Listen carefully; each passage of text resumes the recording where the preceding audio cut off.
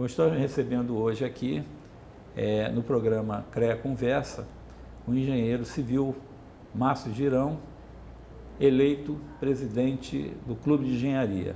Márcio Girão, muito obrigado pela sua presença. Estamos aqui para bater um papo, né, sobre esse mandato e ver quais são as perspectivas dessa instituição centenária que é o Clube de Engenharia e que detém hoje a maior parte dos conselheiros aqui no CREA, 26 conselheiros. Então, a força que é o Clube de Engenharia, não só no CREA, mas para a sociedade em si, é muito grande. Então, queria agradecer a sua presença e vamos a esse bate-papo.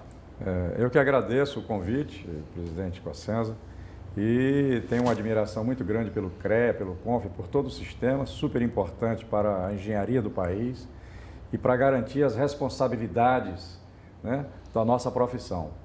Então, fico à disposição aí para a gente começar essa conversa hoje sobre... Primeiro, eu queria parabenizar a sua eleição, né? Até parabenizar pela ação democrática do Clube de Engenharia, independente de quem ganhou a eleição e quem não teve sucesso, né? A outra chapa, dizer que nesse momento, depois que acaba a eleição, nós temos que unir forças em prol da engenharia e, né, em prol do Brasil. Claro. E defender a engenharia é defender o Brasil.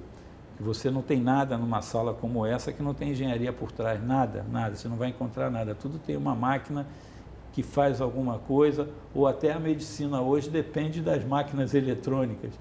Então, é isso que a gente precisa conversar aqui, saber qual é a perspectiva do Clube de Engenharia e deixar o CREA mesmo à disposição do clube para a gente continuar o trabalho que a gente vem fazendo com o Clube de Engenharia e outras entidades, porque a gente precisa dar esse apoio às entidades. O CREA é formado por entidades e instituições de ensino. Então, quanto mais forte for a entidade, mais forte será o CREA. Então, Márcio Girão, a gente está aqui nesse momento para a gente discutir os problemas brasileiros que nós temos hoje, vivendo essa crise que a gente vive na engenharia. De fato, no meu discurso de posse ontem, eu mencionei que um dos maiores, das atividades mais importantes que nós vamos exercer é justamente essa pauta comum com as entidades. Eu acho que, em particular, o CREA e o CONF por estar em Brasília e por lá estarem as principais decisões que podem afetar a engenharia, o CREA aqui, porque nós temos questões também dentro do município, do próprio estado, né, que nos afetam, decisões políticas, inclusive. Então, o clube, como ele tem um viés político muito forte, além do viés técnico, né, temos grande interesse nessas pautas comuns, com o CREA, com o sindicato, com a CAERJ, com outras entidades. Mas nós pudemos, por exemplo, compartilhar as assessorias parlamentares em Brasília e até aqui no Rio, né, para que possamos contribuir em defesa, como você falou, dos interesses das empresas de engenharia, dos engenheiros, né, dos estudantes, inclusive, né, que querem entrar no mercado de trabalho. Nós estamos tendo hoje uma dificuldade muito grande nesse aspecto, que a gente chama até da uberização da engenharia, que é um nome que eu nem gosto, mas ele representa metaforicamente o que está acontecendo, né, os engenheiros partindo para profissões que não são aquelas que ele sonhou, né, e que isso é muito ruim, muito grave. Eu acho que o clube e o CREA juntos podem trabalhar muito nesse sentido. Tomar posse numa entidade centenária não é fácil.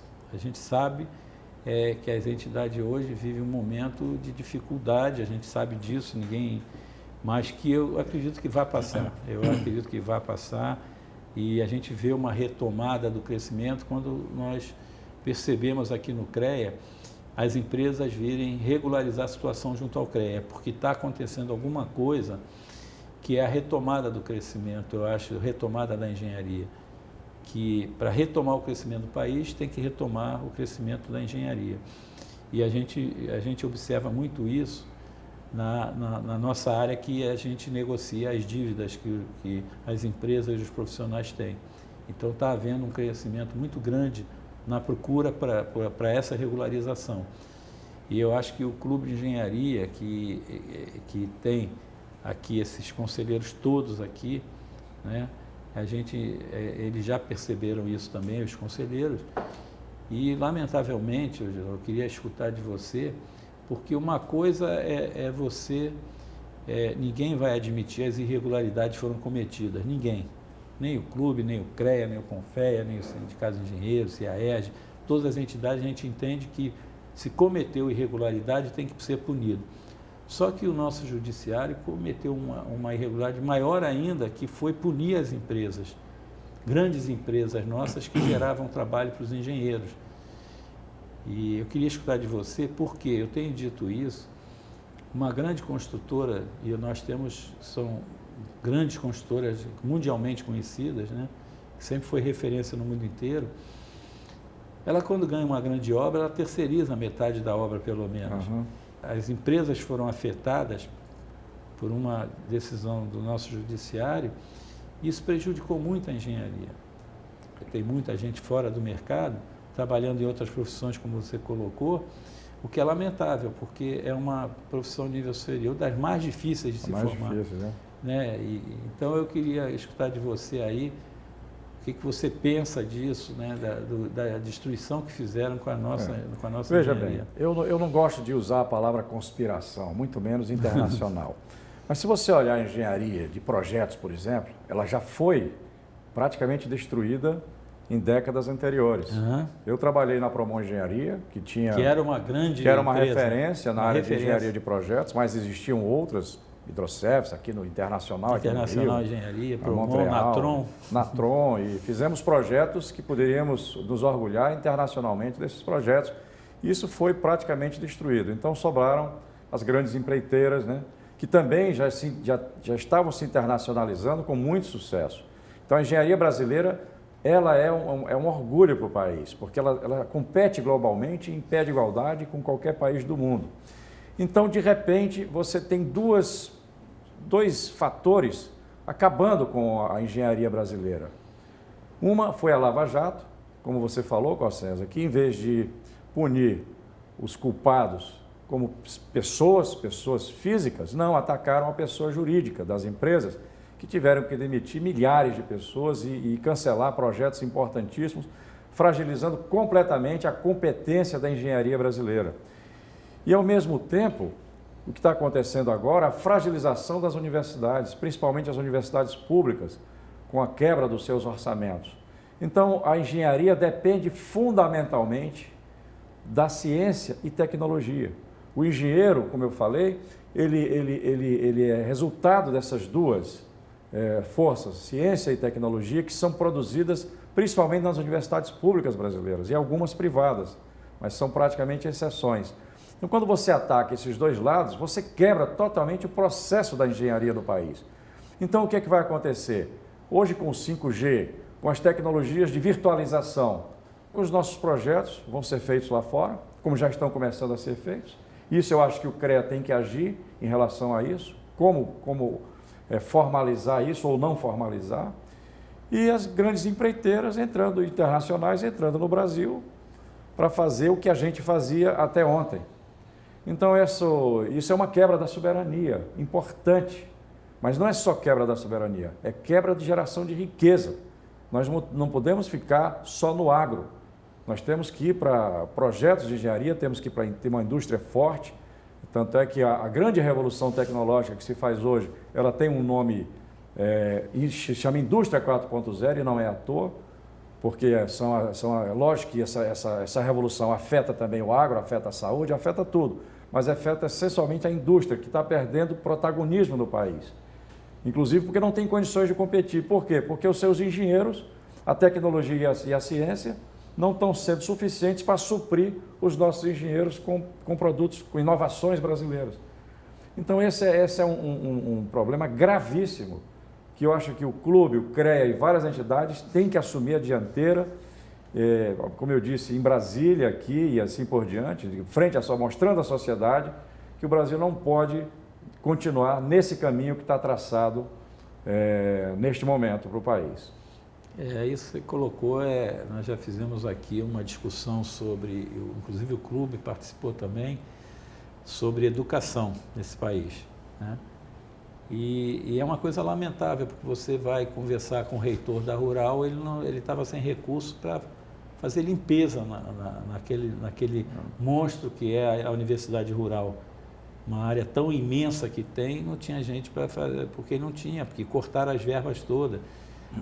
Tinha a questão da Universidade Federal do Rio de Janeiro, o mesmo problema, a UERJ também. Você falou uma verdade, procuraram destruir as universidades, principalmente as públicas, né? Que é uma coisa absurda acho que ainda são referências na formação dos nossos profissionais.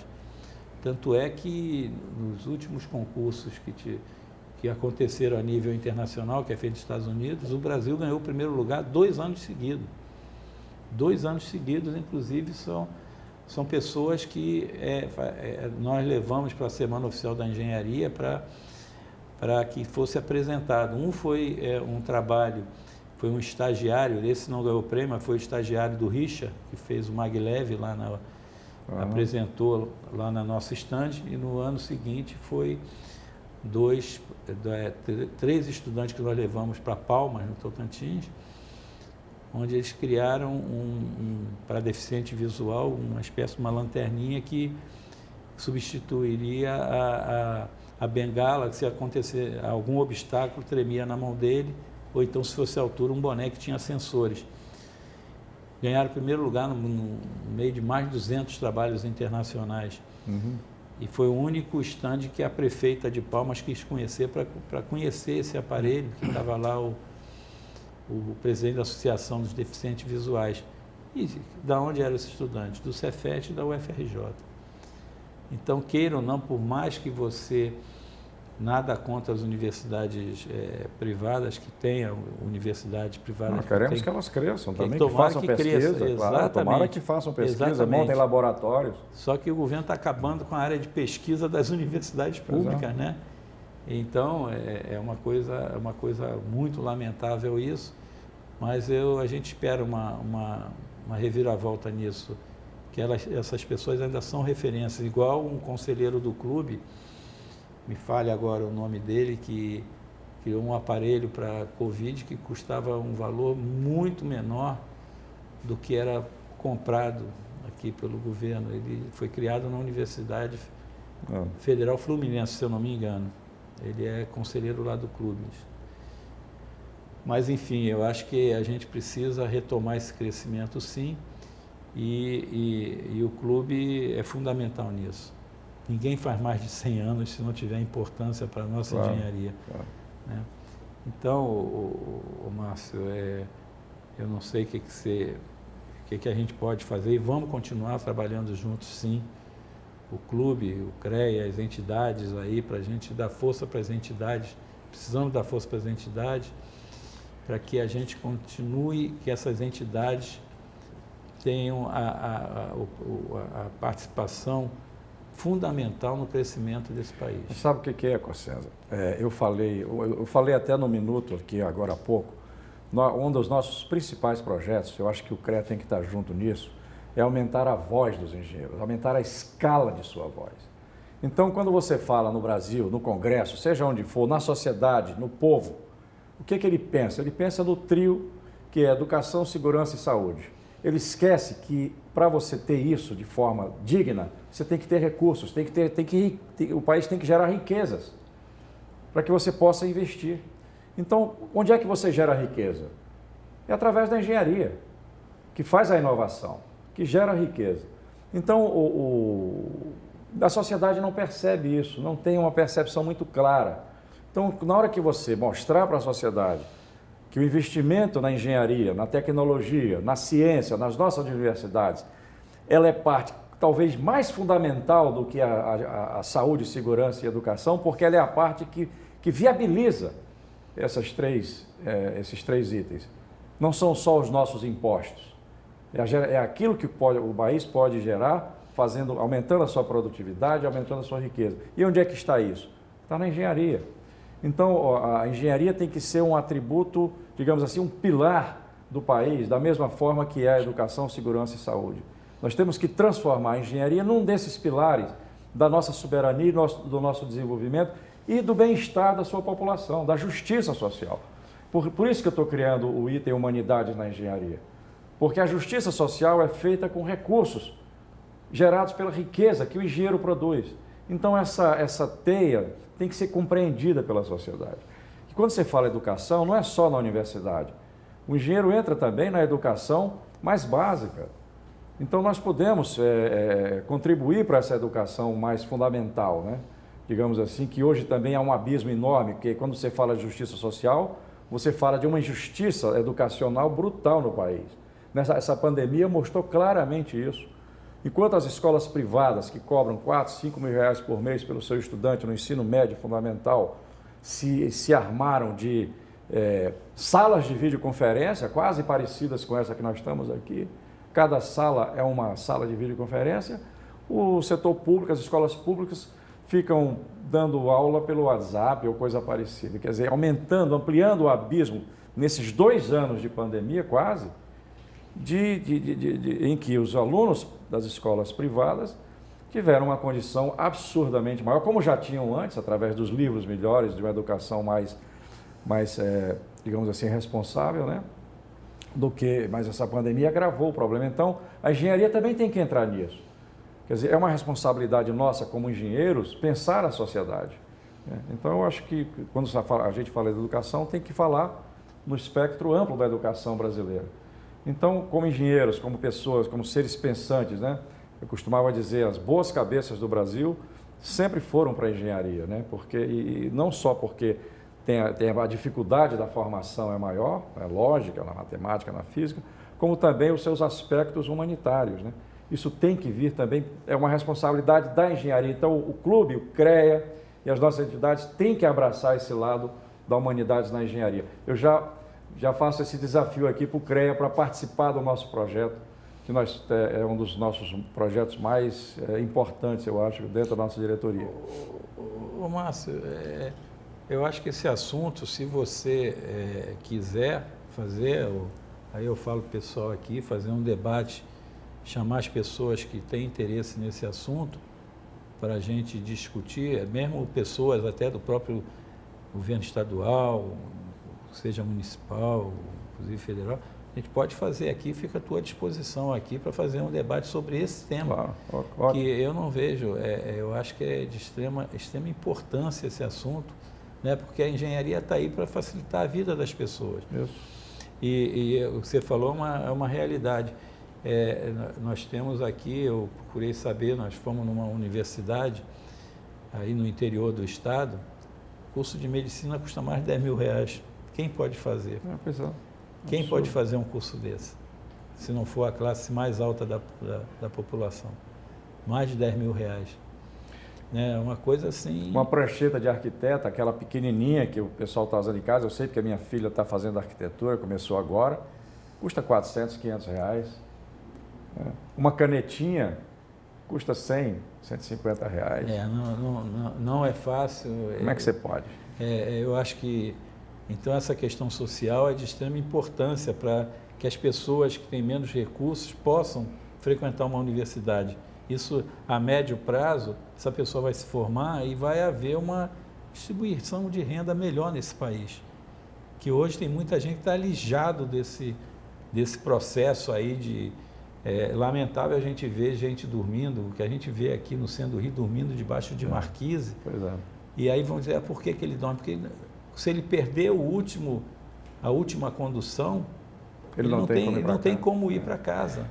Sabe? E nós não podemos voltar a fazer aquilo que foi feito no passado, que foi construção de 10 mil casas em Nova Sepetiba, sem dar uma estrutura. Claro, inclusive de transporte público, né? Transporte público. É muito falha. Isso é uma área que nós devemos entrar com força, o transporte público, né? E vocês têm uma divisão técnica de transporte lá, assim como nós temos também um grupo de trabalho aqui, uma comissão, que são as mesmas pessoas quase lá do clube, né?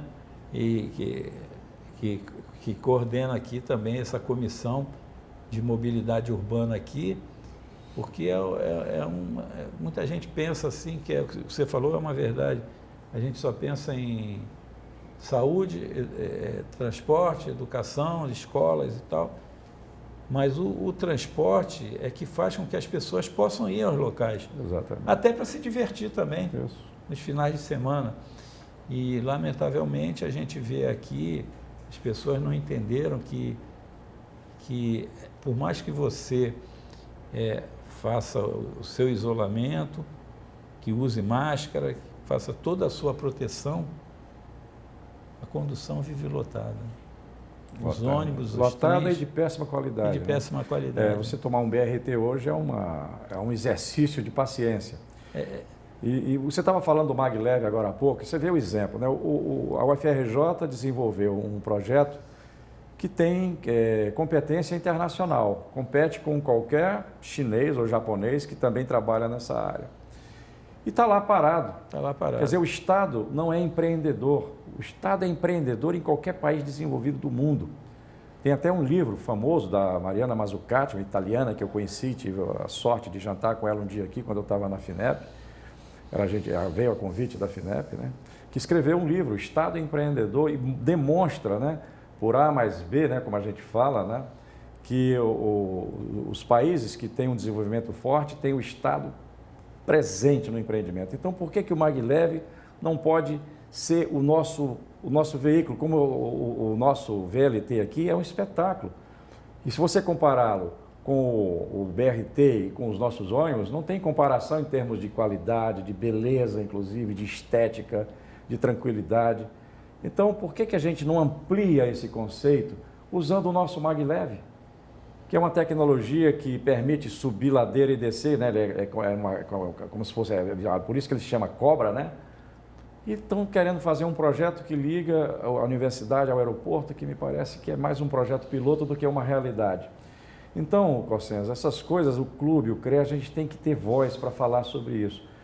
Discutir, eu não estou dizendo que o que eu estou falando seja a melhor solução, mas é uma alternativa a ser discutida. Então, o clube, o CREA deve fazer isso. Agora, eu queria desafiar você num tema, Cossenza, que eu falei que eu tinha uma filha que começou arquitetura, e quando ela perguntou para mim se devia ser arquiteto ou engenheiro, eu disse, vá ser arquiteta. Porque eu tenho um pensamento seguinte, eu falei que eu trabalho muito na área de computação e engenharia, portanto, eu acompanho o desenvolvimento tecnológico da engenharia e a influência da tecnologia da informação e comunicação na engenharia, cada vez maior. O exemplo que eu vi agora há pouco, um foguete americano que antigamente levava 11 anos para você montar naquela parafernália toda que tinha, eles estão levando 3 meses numa impressora 3D agora na NASA. Então, a engenharia está sendo afetada, nós não sabemos como é direito o engenheiro do futuro. O engenheiro daqui a 5, 10 anos, com a impressora 3D, com um monte e outras tecnologias, ciência dos materiais altamente evoluído, será que nós não vamos ter de novo a fusão da engenharia com a arquitetura, onde eu falei do Vitrúvio, né? Que no primeiro século I era engenheiro e arquiteto ao mesmo tempo. Naquela época eles eram as duas coisas ao mesmo tempo, em que a engenharia é a beleza e a robustez, e hoje quem cuida da beleza é o arquiteto, da robustez é o engenheiro, e da utilidade, mais ou menos os dois, né? Quando se juntam. Será que isso não vai, de novo, se transformar, ou seja, os currículos das faculdades vão esquecer um pouco a parte mais dura da engenharia, a mais difícil, que é o cálculo, é aquela coisa toda? Eu me lembro que eu trabalhei com o pessoal da Projector, que a Promon, num certo momento, comprou, e foi o Susequinde para lá, que era a pessoa que era um dos poucos engenheiros que sabia calcular os projetos do Niemeyer, porque eram cascas altamente sofisticadas. Eu ia comentar isso. Hoje, você calcula uma casca, qualquer estagiário de engenharia calcula aquela casca usando elementos finitos. Aliás, a Promon foi a primeira empresa a desenvolver um projeto, um software de elementos finitos, e eu coordenei esse projeto. Foi financiado pela FINEP na época. Calculamos a casca do reator e outros projetos, muitas plataformas marítimas usando esse produto. Então, essa mixagem, essa mistura entre o arquiteto e a engenharia vai acontecer? Qual é a sua opinião sobre isso? Eu acho até que você tocou num ponto que eu ia até fazer um comentário. O Niemeyer, ele era um gênio tão grande que qualquer rabisco que ele dava virava uma arte, né? Então ele desenhava coisas, né, como o museu lá em Niterói, né? Museu de Arte Moderna lá em Niterói, aquele disco enorme, ele desenhava. Agora, quem tinha que fazer o cálculo para ver como ia sustentar ele era o engenheiro civil. Exatamente. Não tem jeito. Ele fazia os desenhos e você que... Depois o engenheiro civil que se virasse. Ó, o desenho é esse. Dá o teu jeito aí. Né? Eu acho que pode ser que no futuro a gente venha a sentar com os arquitetos, né? Esquecer qualquer problema que tenha de sombreamento, que você falou é uma realidade. Né? Hoje em dia, tudo depende dessa meninada jovem aí que trabalha muito bem com a área de informática, né? Tudo passa por ali, sabe? E hoje você faz cálculos em programas de computador que define muita coisa. Antigamente era no nanquim, você tinha aquela prancheta enorme, né? Que você fazia desenho. Eu trabalhei muito como desenhista numa empresa quando era estagiário, né? Hoje em dia vê tudo no computador, sabe? Então, pode vir a acontecer? Pode. Tem que ver se os conselhos conseguem sentar, conversar. Esse é o desafio dos conselhos, esse é o desafio. Se adaptarem a esse novo modelo. Exatamente. Se adaptar ao novo modelo de engenharia, né, que você colocou, e aí faço referência, eu acho que é o seu vice, o Patusco, né? Que nós fizemos uma reunião aqui com o professor do IME, que estava fazendo um doutorado na Alemanha, para conversar sobre 5G, que ele é especialista nessa área, né? Nós mandamos até uma carta para a Anatel. Ele fez a carta, foi o Patusco, o professor do IME fez uma correção ou outra, mas foi tudo feito pelo Patusco, seu vice, né? Porque o 5G está aí, batendo a porta, sabe? Então, é uma mudança completamente grande para as pessoas mais antigas, né? Que tem que se adaptar a isso. E acho que está na hora mesmo dos conselhos sentarem, porque... Inclusive com a academia. Não, com certeza. Os currículos precisam se adaptar a esse novo mundo. Para ter uma ideia, em 2019 nós fizemos mais de 50 mil ações de fiscalização. E dessas 50 mil, 3.500 tiveram auto de infração, obras irregulares. E 60% eram de leigos. Pessoas que não estudaram, não têm atribuição fazendo obras. Né? E a engenharia civil é a principal, porque ainda é mais de 50% de quem se forma é a engenharia civil. E é uma área que a fiscalização é até mais simples, porque se você está fazendo uma obra, tem pedra e areia na porta, não tem jeito de cimento. A área elétrica já tem, a pessoa pode comprar ali um monte de disjuntores, botar fio e tal, botar num saquinho e levar para dentro do apartamento.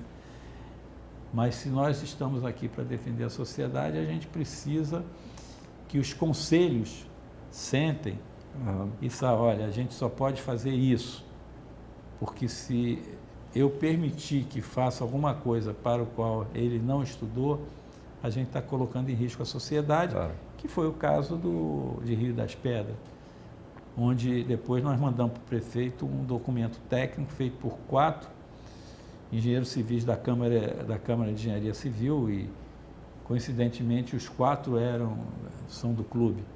O Schipper, o Antônio Eulálio, o Abílio Borges e teve mais um também do clube, fizeram um documento técnico. E as pessoas, todo mundo acha que pode fazer obra. O pedreiro sabe fazer? Sabe. O mestre de obra sabe fazer? Sabe. Não sabe é projetar. Então, para ele, o solo é igual em qualquer lugar. O depende do porte também, né? E a pessoa que construiu, ele foi aumentando à medida que a família foi crescendo. E segundo a Câmara de Engenharia Civil do CREA, para achar um solo firme lá, tinha que cavar 10 a 15 metros de profundidade. Então, eu acho que você está coberto de razão, a gente tem que ver até que ponto os conselhos vão se reunir para conversar. Aí tem que ser do Conselho Federal de Engenharia com o Conselho Federal de Arquitetura. Sentar e abrir mão, as pessoas têm que abrir mão de alguma coisa e tal. Vamos voltar a ser o que era? Eu acho que é isso que a gente precisa. É verdade. Entendeu? Bom, estamos aqui no tempo esgotado, né? Esgotou? Bem, Só me resta agradecer esse convite, agradecer a vocês que estão aí do outro lado da câmera, né? As estagiárias e o pessoal do CREA. Agradecer ao Cossenza esse convite e posso voltar a qualquer hora, estou à disposição de vocês. Agradecer o seu desafio para a gente vir aqui e fazer algumas utilizações importantes dessa estrutura e dizer que estamos juntos para falar a palavra da moda aí, né? O clube quem tem na sua prerrogativa principal fazer a união das entidades na defesa da nossa engenharia e dos nossos engenheiros. Então, obrigado. Bom, estamos aqui então encerrando mais um CREA Conversa. Hoje batemos um longo papo aqui com o Márcio Girão, presidente que tomou posse na presidência do Clube de Engenharia, essa entidade centenária, referência no Brasil inteiro. Eu acho que o Brasil inteiro tem clube de engenharia, mas eu acho que a maior referência dos clubes de engenharia que temos em outros estados é o do Rio de Janeiro. Então, Márcio, muito obrigado e a gente dá por encerrado aqui o nosso CREA Conversa. Para outros assuntos do seu interesse, confira as nossas redes sociais.